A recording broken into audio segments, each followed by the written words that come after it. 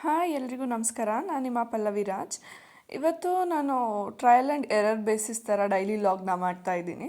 ಇಷ್ಟು ದಿನ ನಾನು ಯಾವುದೇ ಡೈಲಿ ಲಾಗ್ನ ಮಾಡ್ತಿರ್ಲಿಲ್ಲ, ಓನ್ಲಿ ಕುಕ್ಕಿಂಗ್ ಮತ್ತು ಟ್ರಾವೆಲಿಂಗ್ ಮಾಡ್ತಾ ಇದ್ದೆ. ಆದರೆ ಇವತ್ತೇನೋ ಒಂದು ಸ್ವಲ್ಪ ಡಿಫ್ರೆಂಟಾಗಿರಲಿ ಅಂತ ಡೈಲಿ ಲಾಗ್ನ ಟ್ರೈ ಮಾಡಿದೆ. ಹಾಗೆ ಇದು ನನ್ನ ಸ್ಪೆಷಲ್ ಡೇ ಅಂತಲೇ ಹೇಳ್ಬೋದು, ಯಾಕಂದರೆ ಇವತ್ತು ನಮ್ಮ ಫಸ್ಟ್ ಆ್ಯನಿವರ್ಸರಿ. ಹಾಗೆ ಈ ದಿನ ತುಂಬ ಮೆಮೊರಬಲ್ ಆಗಿರಲಿ, ನೆನಪಿರಲಿ ಯಾವ ಥರ ಇತ್ತು ಡೇ ಅಂತ ಈ ಲಾಗ್ನ ಮಾಡಿದೆ.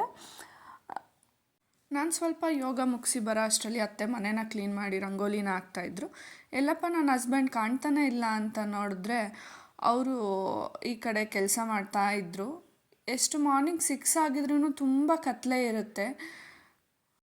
ಟೈಮ್ ನೋಡಿಲ್ಲ ಅಂದರೆ ಏನಪ್ಪ ನಾನಿನ್ನು 4 ಗಂಟೆ 5 ಗಂಟೆಗೆ ಎದ್ಬಿಟ್ಟಿದ್ದೀನಿ ಅನಿಸುತ್ತೆ. ಆದರೆ 6:30 ಆಗಿಬಿಟ್ಟಿರುತ್ತೆ. ಅಷ್ಟು ಕತ್ಲೆ ಇರುತ್ತೆ 6:30 ಆದ್ರೂ. ಇವಾಗ ಇಲ್ಲಿ ನನ್ನ ಹಸ್ಬೆಂಡು ಕೆಲಸನ ಮಾಡ್ತಾಯಿದ್ರು. ನೋಡಿ, ಇದೇ ನಮ್ಮ ಹಳ್ಳಿ ಜೀವನ ಅಂತ ಹೇಳ್ಬೋದು. ಡೈಲಿ ರೊಟೀನ್ ನಮ್ದು ಹೀಗೆ ಇರುತ್ತೆ. ಹಾಗೆ ಯಾರೆಲ್ಲ ನನ್ನ ಚಾನಲ್ನ ಸಬ್ಸ್ಕ್ರೈಬ್ ಮಾಡಿಲ್ಲ, ಪ್ಲೀಸ್ ಸಬ್ಸ್ಕ್ರೈಬ್ ಮಾಡಿ. ಹಾಗೆ ಲೈಕ್, ಶೇರ್ ಆ್ಯಂಡ್ ಕಮೆಂಟ್ನ ಮಾಡಿ ಅಂತ ಹೇಳ್ತೀನಿ. ಇಲ್ಲಿ ನನ್ನ ಅತ್ತೆ ಆಲ್ರೆಡಿ ರಂಗೋಲಿನ ಬಿಡಿಸಿ ಫ್ರೆಂಡವ್ರ ಹತ್ರ ಹೋಗಿದ್ರು. ನೋಡೋಣ ಅಂತ ನಾನು ಸ್ವಲ್ಪ ರಂಗೋಲಿ ವಿಡಿಯೋ ಮಾಡ್ಕೊಳ್ಳೋಣ ಅಂತ ಹೋದೆ. ಇಲ್ಲಿ ನಮ್ಮ ನಾಯಿ ಮರಿ ಯಾವಾಗಲೂ ಕಾಲ ಹತ್ರನೇ ಬರುತ್ತೆ. ಇದು ಒಂದು ಕಡೆ ಅಂತೂ ಇರೋದೇ ಇಲ್ಲ. ನನಗೊಂದೊಂದ್ಸಲಿ ಆಚೆ ಬರೋಕ್ಕೆ ಬೇಜಾರಾಗುತ್ತೆ, ಕಾಲನ್ನೇ ತಿಂದ್ಬಿಡುತ್ತೇನೋ ಅಂತ. ಆ ಥರ ಆಡುತ್ತೆ ಇದು. ಇಲ್ಲಿ ನನ್ನ ಅತ್ತೆ ಆಲ್ರೆಡಿ ಹೊಸ್ಲಿಗೆ ನೀರು ಹಾಕಿ ಕುಂಕುಮನ ಇಡ್ತಾಯಿದ್ರು. ಈ ಥರ ಡೈಲಿ ಲಾಗ್ ಮಾಡಿ ಅಭ್ಯಾಸ ಇಲ್ದೇ ಯಾವ ಥರ ಮಾತಾಡಬೇಕು ಅಂತಲೇ ಗೊತ್ತಾಗ್ತಾ ಇಲ್ಲ. ಏನಾದರೂ ಮಿಸ್ಟೇಕ್ ಆಗಿದ್ದರೆ ಕ್ಷಮಿಸಿ ಅಂತ ಹೇಳ್ತಾ ಈ ವಿಡಿಯೋನ ಕಂಟಿನ್ಯೂ ಮಾಡ್ತೀನಿ. ನಾವು ಪ್ರತಿನಿತ್ಯ ಈ ಥರ ಆಲ್ಮೋಸ್ಟ್ ಎಲ್ಲರೂ ಮನೆಯಲ್ಲೂ ಮಾಡ್ತಾರೆ, ಈ ಥರ ಹೊಸ್ಲನ್ನ ಒರೆಸಿ ಕುಂಕುಮ ಇಟ್ಟು ರಂಗೋಲಿ ಹಾಕೋದನ್ನ. ನಾವು ಅದನ್ನೇ ಮಾಡ್ತಾಯಿದ್ದೀವಿ. ಇಲ್ಲಿ ಮತ್ತೆ ಆಲ್ರೆಡಿ ಒಂದು ರಂಗೋಲಿ ಬಿಡಿಸ್ಬಿಟ್ಟಿದ್ರು. ಆ ವಿಡಿಯೋ ಮಾಡ್ಕೊಳ್ಳೋದು ಮರ್ತೋಯ್ತು. ಇದು ಸೈಡಲ್ಲಿ ಇನ್ನೊಂದು ಹಾಕ್ತೀನಿ ಅಂತ ಹಾಕ್ತಾ ಇದ್ದಾರೆ. ಅವ್ರು ತುಂಬ ಚೆನ್ನಾಗಿ ರಂಗೋಲಿನ ಬಿಡಿಸ್ತಾರೆ. ಅವರು ಅಷ್ಟು ಚೆನ್ನಾಗಿ ನನಗಷ್ಟು ಬರಲ್ಲ. ನಾನು ಬಿಡಿಸ್ತೀನಿ, ಆದರೆ ಅವರಷ್ಟು ಚೆನ್ನಾಗಿ ರಂಗೋಲಿ ಬಿಡ್ಸೋಕ್ಕೆ ಬರಲ್ಲ. ಹಾಗೆ ಒಳಗೆ ಬಂದು ನನ್ನ ಹಸ್ಬೆಂಡ್ಗೆ ಡೈಲಿ ಲೆಮನ್ ಜೊತೆ ಬೆಚ್ಚಗಿರೋ ನೀರು ಕುಡಿಯೋ ಅಭ್ಯಾಸ ಇದೆ. ಸೊ ಅದನ್ನು ಸ್ವಲ್ಪ ಸ್ಕ್ವೀಸ್ ಮಾಡಿ ಅವ್ರಿಗೆ ಬಿಸಿನೀರನ್ನ ಕೊಡ್ತಾಯಿದ್ದೆ. ಡೈಲಿ ಎದ್ದ ತಕ್ಷಣ ಬಿಸಿನೀರನ್ನ ಕುಡಿದ್ರೆ ಹೆಲ್ತ್ಗೆ ಒಳ್ಳೆಯದು ಅಂತ ಹೇಳ್ತಾರೆ. ನಮ್ಮನೇಲಿ ಡೈಲಿ ಎಲ್ಲರೂ ಕುಡಿತೀವಿ, ಆದರೆ ನಿಂಬೆಹಣ್ಣು ಜೊತೆ ಕುಡಿಯೋದು ನನ್ನ ಹಸ್ಬೆಂಡ್ ಮಾತ್ರ. ಹಾಗೆ ಅತ್ತೆನೂ ಬಿಸಿನೀರನ್ನ ಕುಡ್ದು ಹಾಲನ್ನ ಕರಿತೀನಿ ಅಂತ ಹೊರಟ್ರು. ನೋಡಿ, ನಮ್ಮ ನಾಯಿ ಮರಿ ಹಿಂದಿಂದನೇ ಹೋಗ್ತಾಯಿದ್ದೆ. ಇದು ಯಾರು ಆಚೆ ಹೋಗ್ತೀವೋ ಅವ್ರ ಹಿಂದೆ ಎಲ್ಲ ಇರುತ್ತೆ, ಅವ್ರ ಕಾಲ ಹತ್ರನೇ ಇರುತ್ತೆ ಯಾವಾಗಲೂ. ಇಲ್ಲಿ ಅಮ್ಮ ಹಾಲನ್ನ ಕರಿಯೋದಕ್ಕೆ ಬಂದರು. ಇಲ್ಲಿನ ನೇಚರೇ ತುಂಬ ಚೆನ್ನಾಗಿರುತ್ತೆ. ಸಿಟಿಗಿಂತ ಹಳ್ಳಿ ಲೈಫ್ ಏನಕ್ಕೆ ಚೆಂದ ಅಂದರೆ ಈ ಥರ ಎಲ್ಲ ಇರುತ್ತೆ, ಮನೇಲೇ ಎಲ್ಲ ಸಿಗುತ್ತೆ. ಆಲ್ಮೋಸ್ಟ್ ಇಲ್ಲಿ ಏನಾದರೂ ಒಂದಿಲ್ಲ ಅಂದರೆ ಪಕ್ಕದ ಮನೆಯವ್ರನ್ನಾದರೂ ಕೇಳ್ಬೋದು. ಇಲ್ಲ ಅಂದ್ರೂ ಏನೋ ಅಡ್ಜಸ್ಟ್ ಮಾಡ್ಕೋಬೋದು. ಸಿಟಿಲಿ ಹಂಗಾಗಲ್ಲ. ಚಿಕ್ಕ ಪುಟ್ಟದಕ್ಕೂ ದುಡ್ಡು ಕೊಟ್ಟು ತಗೋಬೇಕು. ಒಂದು ಗರ್ಕೆ ಮತ್ತು ಸಗಣಿ ಕೂಡ ದುಡ್ಡು ಕೊಟ್ಟು ತಗೋತಾರೆ. ಅದನ್ನೆಲ್ಲ ನೋಡಿದಾಗ ನಮ್ಮ ಹಳ್ಳಿ ಲೈಫ್ ಎಷ್ಟು ಚಂದಪ್ಪ, ಎಷ್ಟೊಂದು ಐಟಮ್ಸ್ ಫ್ರೀಯಾಗಿ ಸಿಗುತ್ತೆ ಅಂತ ಅನಿಸುತ್ತೆ. ನನ್ನ ಹಸ್ಬೆಂಡ್ ಇಲ್ಲಿ ನನ್ನ ಅತ್ತೆಗೆ ಸ್ವಲ್ಪ ಹೆಲ್ಪ್ನ ಮಾಡಿ ಆ ಕಡೆ ಕ್ಲೀನ್ನ ಮಾಡ್ತಾಯಿದ್ರು ಸ್ವಲ್ಪ. ನೋಡಿ, ನೇಚರ್ ಎಷ್ಟು ಚೆನ್ನಾಗಿರುತ್ತೆ ಅಂತ ಅಂದರೆ ಸಿಟಿಲಿ ಈ ಥರ ವೈಬ್ ಸಿಗಲ್ಲ. ಏನೇ ಆದ್ರೂ ಈಗ ಆಲ್ಮೋಸ್ಟ್ ಎಷ್ಟೊಂದು ವೀಡಿಯೋಸ್ ನೋಡುವಾಗ ಎಲ್ಲರೂ ಹೇಳ್ತಾರೆ ಬೆಂಗಳೂರಲ್ಲಿ ಸೈಟ್ ಮಾಡೋದಕ್ಕಿಂತ ಹಳ್ಳೀಲಿ ಒಂದು ಪುಟ್ಟ ಜಮೀನು ಮಾಡು ಅಂತ. ನಾನು ತುಂಬ ವೀಡಿಯೋಸ್ ನೋಡಿದ್ದೀನಿ. ಅದು ತುಂಬ ನಿಜ ಅನಿಸುತ್ತೆ ಈ ಥರ ನೋಡಿದಾಗ. ಇಲ್ಲಿ ವೈಬ್ಸ್ ನನಗೂ ಮುಂಚೆ ತೋಟದ ಮನೆ ಅಂದರೆ ಭಯ ಆಗ್ತಿತ್ತು. ಇವಾಗ ಮದುವೆ ಆದಮೇಲೆ ಅಭ್ಯಾಸ ಆಗಿಬಿಟ್ಟಿದೆ 1 ವರ್ಷಕ್ಕೇ. ಆ ನೇಚರ್ ಅಷ್ಟೇ ಚೆನ್ನಾಗಿರುತ್ತೆ, ಯಾರದ್ದೇ ತೊಂದರೆ ಇರಲ್ಲ. ಆ ನೇಚರ್ ಮಧ್ಯ ತುಂಬ ಚೆನ್ನಾಗಿರುತ್ತೆ ಈ ವೈಬು. ಫಸ್ಟ್ ಮದುವೆ ಆದಾಗ ನನಗೆ ಅನ್ನಿಸ್ತಿತ್ತು ಹಳ್ಳಿಯೊಳಾದ್ರೂ ಹಳ್ಳಿಗೆ ಮದುವೆ ಆಗೋದಕ್ಕೆ ಹೆಂಗಿರುತ್ತೋ ಏನೋ ಲೈಫ್ ಮುಂದೆ, ಯಾವ ಥರನೋ ಏನೋ, ಯಾವ ಥರ ಕೆಲಸ ಮಾಡಬೇಕೋ ಏನೋ ಅಂತ. ಆದರೆ 1 ವರ್ಷ ಆಗೋಕ್ಕೂ ಮುಂಚೆನೇ ರಿಯಲೈಸ್ ಆಗಿದ್ದು ಸಿಟಿಗಿಂತ ಹಳ್ಳಿ ಜೀವನ ತುಂಬ ಚೆನ್ನಾಗಿದೆ, ಅಷ್ಟೇ ಪೀಸ್ಫುಲ್ಲಾಗಿರುತ್ತೆ ಅಂತ. ಸ್ವಲ್ಪ ಕೆಲಸ ಅಲ್ಲಿಗಿಂತ ಸ್ವಲ್ಪ ಕೆಲಸ ರಫ್ ಆ್ಯಂಡ್ ಟಫ್ ಇರ್ಬೋದು, ಬಟ್ ಮಾಡ್ಕೊಂಡು ಹೋಗ್ಬೋದು ಅಂತ ಏನು ಕಷ್ಟ ಇರಲ್ಲ. ಇವತ್ತು ನಮ್ಮ ಆ್ಯನಿವರ್ಸರಿ ಆಗಿದ್ದರಿಂದ ನಾನು ಫಸ್ಟು ಬೆಳಗ್ಗೆ ಎದ್ದ ತಕ್ಷಣ ಮಾಡಿದ ಕೆಲಸ ಅಂದರೆ ಕ್ಯಾರೆಟ್ ಹಲ್ವ. ನೋಡೋಣ ಬನ್ನಿ, ನಾನು ಹೇಗೆ ಕ್ಯಾರೆಟ್ ಹಲ್ವ ಮಾಡಿದೆ ಅಂತ ತೋರಿಸ್ತೀನಿ. ಫಸ್ಟು ಒಂದು 5-6 ಕ್ಯಾರೆಟ್ನ ಚೆನ್ನಾಗಿ ತೊಳ್ದು ತುರ್ಕೊಂಡೆ. ಅದಾದಮೇಲೆ 1 ಬೌಲ್ ಸಕ್ಕರೆ, 1 ಬೌಲ್ ಹಾಲು, ಒಂದು 4 ಟೇಬಲ್ ಸ್ಪೂನು ತುಪ್ಪನ ತಗೊಂಡು, ಹಾಗೆ ಸ್ವಲ್ಪ ದ್ರಾಕ್ಷಿ ಗೋಡಂಬಿನ ತಗೊಂಡೆ. ಇವಾಗ ಗ್ಯಾಸ್ನ ಆನ್ ಮಾಡಿ ಒಂದು ಪಾತ್ರೆನ ಇಟ್ಟು ಅದಕ್ಕೆ ಸ್ವಲ್ಪ ತುಪ್ಪನ 4 ಟೇಬಲ್ ಸ್ಪೂನ್ ತುಪ್ಪ ಏನು ತಗೊಂಡಿದ್ದೆ ಅದನ್ನು ಹಾಕಿದೆ. ಇದು ತುಪ್ಪ ಹಾಕಿದ್ರೆ ತುಂಬ ಚೆನ್ನಾಗಿರುತ್ತೆ ಟೇಸ್ಟು. ನನ್ನ ಹಸ್ಬೆಂಡ್ಗೆ ಸ್ವೀಟ್ ಅಂದರೆ ಇಷ್ಟ, ಅದಕ್ಕೋಸ್ಕರ ಇವತ್ತು ಸ್ವೀಟೇ ಮಾಡ್ತಿದ್ದೀನಿ ಮಾರ್ನಿಂಗು. ಈಗ ಈ ತುಪ್ಪ ಸ್ವಲ್ಪ ಕಾದ್ಮೇಲೆ ಅದಕ್ಕೆ ಏನು ಡ್ರೈ ಫ್ರೂಟ್ಸ್ನ ತೊಗೊಂಡಿರ್ತೀವಿ ಅದನ್ನು ಹಾಕಿಬಿಟ್ಟು ಸ್ವಲ್ಪ ಫ್ರೈ ಮಾಡ್ಕೋಬೇಕು. ಈ ಫ್ರೈ ಮಾಡಿಕೊಂಡು ಇದನ್ನು ಸೈಡ್ಗೆ ಎತ್ತಿಟ್ಕೊಳ್ಳೋಣ.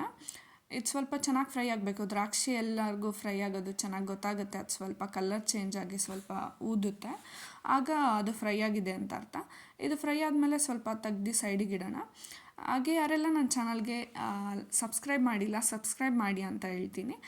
ಈಗ ಇದು ಸ್ವಲ್ಪ ಕಾದಿದೆಯಲ್ವಾ, ಇವಾಗ ಕ್ಯಾರೆಟ್ನ ಹಾಕ್ಕೊಂಡು ಚೆನ್ನಾಗಿ ಫ್ರೈ ಮಾಡ್ಕೋಬೇಕು. ಇದೆಷ್ಟು ಚೆನ್ನಾಗಿ ಫ್ರೈ ಮಾಡಬೇಕು ಅಂತ ಅಂದರೆ ಅದು ಫುಲ್ಲು ಕಲರ್ ಚೇಂಜ್ ಆಗಬೇಕು. ಕಲರ್ ಚೇಂಜ್ ಆಗಿ ಅದ್ರ ಇದನ್ನು ಘಮನೂ ಬೇರೆ ಥರ ಬರುತ್ತೆ, ತುಂಬ ಚೆನ್ನಾಗಿ ಬರುತ್ತೆ. ಹಸಿ ವಾಸನೆ ಎಲ್ಲ ಹೋಗೋವರೆಗೂ ಚೆನ್ನಾಗಿ ಫ್ರೈ ಮಾಡ್ಕೋಬೇಕು. ಇದು ನಾವು ಎಷ್ಟು ಚೆನ್ನಾಗಿ ಫ್ರೈ ಮಾಡ್ಕೊತೀವಿ ತುಪ್ಪದಲ್ಲಿ ಅಷ್ಟೇ ಟೇಸ್ಟಿಯಾಗಿ ಹಲ್ವಾ ಬರುತ್ತೆ, ತುಂಬ ಚೆನ್ನಾಗಿರುತ್ತೆ. ನನಗೆ ಇಷ್ಟು ಕ್ಯಾರೆಟ್ಗೆ ಹಾಗಿದ್ದು ಒಂದೇ ಬೌಲ್ ಕ್ಯಾರೆಟ್ ಅಲ್ವಾ. ಫಸ್ಟ್ ಮಾಡ್ತಿರೋದ್ರಿಂದ ಹೇಗಾಗುತ್ತೋ ಏನೋ ಸ್ವಲ್ಪನೇ ಮಾಡೋಣ ಅಂತ ಇಷ್ಟು ಹಲ್ವಾನ ಮಾಡಿದೆ. ತುಂಬಾ ಚೆನ್ನಾಗಿ ಬಂದಿತ್ತಲ್ವ.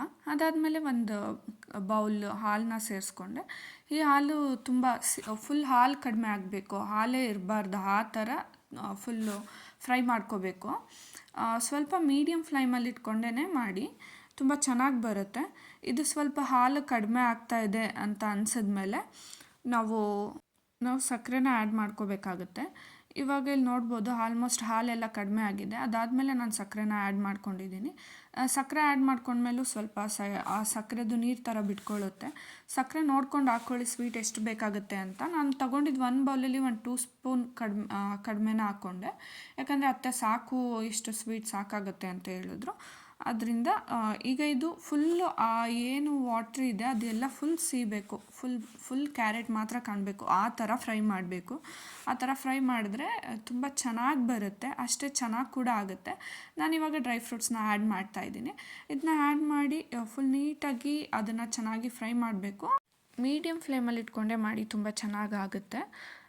ಇದು ಫುಲ್ ತುಂಬ ಫ್ರೈ ಮಾಡಬೇಕು. ಅದು ಫುಲ್ ಏನಿದೆ ಅದು ಸೈಡಲ್ಲೆಲ್ಲ ನೀರು ಥರ ಅದೆಲ್ಲ ಕ್ಲೀನಾಗಿ ಡ್ರೈ ಆಗಬೇಕು, ಆ ಥರ ಫ್ರೈ ಮಾಡಬೇಕು. ಅದಾದಮೇಲೆ ನಾನು ಕ್ಯಾರೆಟ್ ಹಲ್ವಾ ಮಾಡ್ತಾಯಿದ್ರೆ ಅತ್ತೆ ಈ ಕಡೆ ಮೆಂತ್ಯ ಮುದ್ದೆನ ಮಾಡ್ತಾಯಿದ್ರು. ನನ್ನ ಹಸ್ಬೆಂಡ್ ಡೈಲಿ ಮೆಂತ್ಯ ಮುದ್ದೆ ತಿಂತಾರೆ, ಡೈಲಿ ಮಾರ್ನಿಂಗ್. ಆಲ್ಮೋಸ್ಟ್ ಅವರು ಟಿಫನ್ನ ಸ್ಕಿಪ್ ಮಾಡಿ ಈ ಮುದ್ದೆನ ತಿಂತಾರೆ. ನಾನು 2 ಡೇಸಿಂದ ನಾನು ಟ್ರೈ ಮಾಡೋಣ ಅಂತ ತಿಂತಾಯಿದ್ದೀನಿ. ಇದು ಹೆಲ್ತ್ಗೆ ತುಂಬ ಒಳ್ಳೆಯದು. ಆಮೇಲೆ ಹಳ್ಳಿ ಕಡೆ ತುಂಬ ಮಾಡ್ತಾರೆ ಇದನ್ನು, ಬ್ಯಾಕ್ ಪೇನ್ಗೆಲ್ಲ ತುಂಬ ಒಳ್ಳೆಯದು ಅಂತ ಹೇಳ್ತಾರೆ. ಹಾಗೆ ಇದೊಂದು ಹೆಲ್ತಿ ಬ್ರೇಕ್ಫಾಸ್ಟ್ ಅಂತಲೇ ಹೇಳ್ಬೋದು. ತುಂಬ ಚೆನ್ನಾಗಿರುತ್ತೆ, ಹಾಗೆ ತಂಪು ಕೂಡ ಇದು. ಅದರಿಂದ ಇದನ್ನು ತುಪ್ಪದ ಜೊತೆ ತಿಂದರೆ ತುಂಬ ಚೆನ್ನಾಗಿರುತ್ತೆ. ಇವತ್ತು ನಾನು ಕೂಡ ಟ್ರೈ ಮಾಡ್ತಾಯಿದ್ದೆ, ತುಂಬ ಟೇಸ್ಟಿಯಾಗಿ ಕೂಡ ಇತ್ತು. ಅದಾದಮೇಲೆ ನನಗೆ ವಿಡಿಯೋ ಡೈಲಿ ಲಾಗ್ ಮಾಡ್ದಿರೋ ಕಾರಣ ವಿಡಿಯೋ ಮಾಡ್ಕೊಳ್ಳೋದೇ ಮರ್ತೋಗುತ್ತೆ.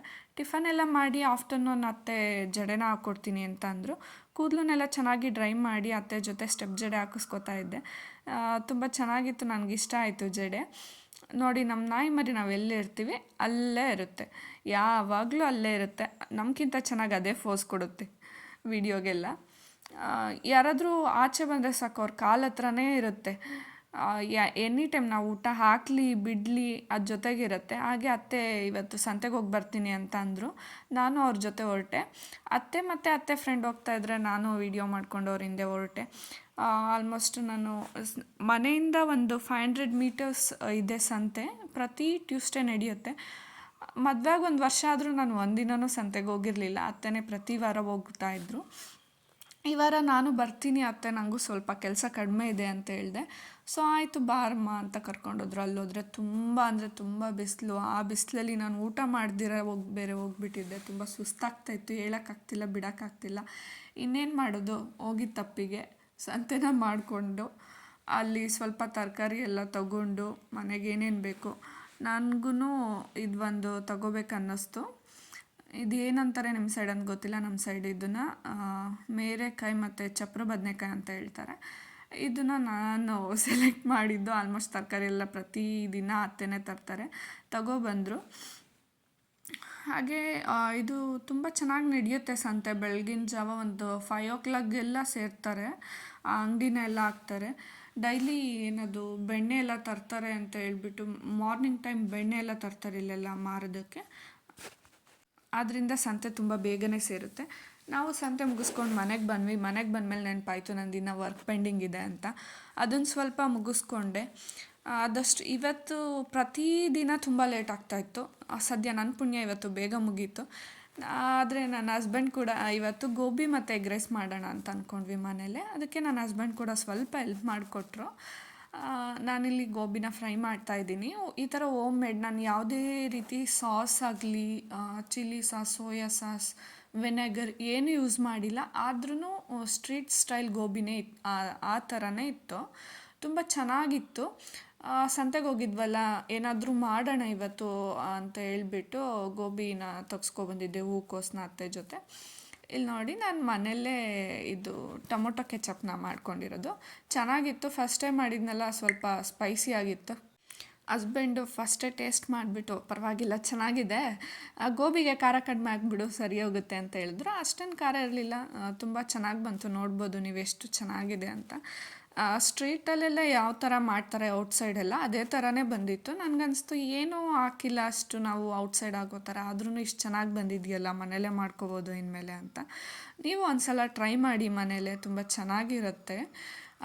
ಹೆಲ್ದಿಯಾಗಿ ಕೂಡ ಇರುತ್ತೆ ಔಟ್ಸೈಡ್ ತಿನ್ನೋದಕ್ಕಿಂತ ಅಂತ. ಪ್ರತಿದಿನ ಮಾಡಬೇಡಿ, ಇದು ತಿಂದರೆ ಸ್ಟಮಕ್ ಫುಲ್ ಹೆವಿ ಅನಿಸುತ್ತೆ, ಆ ಥರ ಅನಿಸುತ್ತೆ ಮನೇಲಿ ಮಾಡಿದ್ರೂ. ಸೊ ಇಲ್ಲಿ ಅತ್ತೆ ಒಂದು ಸೈಡು ಎಗ್ ರೈಸ್ನ ಮಾಡಿಕೊಟ್ರು. ಅವ್ರು ಎಗ್ ರೈಸ್ನ ಮಾಡಿಕೊಟ್ಟಿದ್ರಿಂದ ಬೇಗ ಡಿನ್ನರ್ ಮುಗೀತು. ಆಲ್ಮೋಸ್ಟ್ 8 o'clockಗೆಲ್ಲ ಮುಗಿಸಿದ್ವಿ. ಎಗ್ ರೈಸ್ ಮತ್ತು ಗೋಬಿ ತುಂಬ ಚೆನ್ನಾಗಿತ್ತು. ಮನೇಲೇ ಮಾಡಿದ್ರಿಂದ ತುಂಬ ಇಷ್ಟ ಆಯಿತು ಎಲ್ರಿಗೂ. ಎಲ್ಲರೂ ತುಂಬ ಚೆನ್ನಾಗಾಗಿದೆ ಗೋಬಿ, ಇದೇ ಥರ ಮಾಡಂತ ಹೇಳ್ತಾಯಿದ್ರು. ಹಾಗೆ ಯಾರೆಲ್ಲ ನನ್ನ ಚಾನಲ್ನ ಸಬ್ಸ್ಕ್ರೈಬ್ ಮಾಡಿಲ್ಲ, ಎಲ್ಲರೂ ಸಬ್ಸ್ಕ್ರೈಬ್ ಮಾಡಿ. ಮತ್ತು ಯಾರಿಗೆಲ್ಲ ನಾನು ಈ ಡೈಲಿ ವ್ಲಾಗ್ ಇಷ್ಟ ಆಯಿತು ಕಮೆಂಟ್ ಮಾಡಿ. ಇದಿಷ್ಟು ನನ್ನ ಸ್ಪೆಷಲ್ ಡೇ ವ್ಲಾಗ್ ಆಗಿತ್ತು. ನನಗೆ ಯಾವುದೇ ರೀತಿ ಕೇಕ್ ಕಟ್ಟಿಂಗ್ ಎಲ್ಲ ಇಷ್ಟ ಇರಲಿಲ್ಲ. ಇದೇ ಥರ ಸಿಂಪಲ್ಲಾಗಿ ಸೆಲೆಬ್ರೇಟ್ ಮಾಡ್ಕೋಬೇಕು ಅಂತ ಇತ್ತು. ಹಾಗೆ ಯಾರೆಲ್ಲ ಈ ವಿಡಿಯೋ ನೋಡಿದ್ರಿ ಎಲ್ರಿಗೂ ಥ್ಯಾಂಕ್ ಯು ಫಾರ್ ವಾಚಿಂಗ್. ಈ ವಿಡಿಯೋನ ಇಲ್ಲಿಗೆ ಎಂಡ್ ಮಾಡ್ತಾ ಇದ್ದೀನಿ.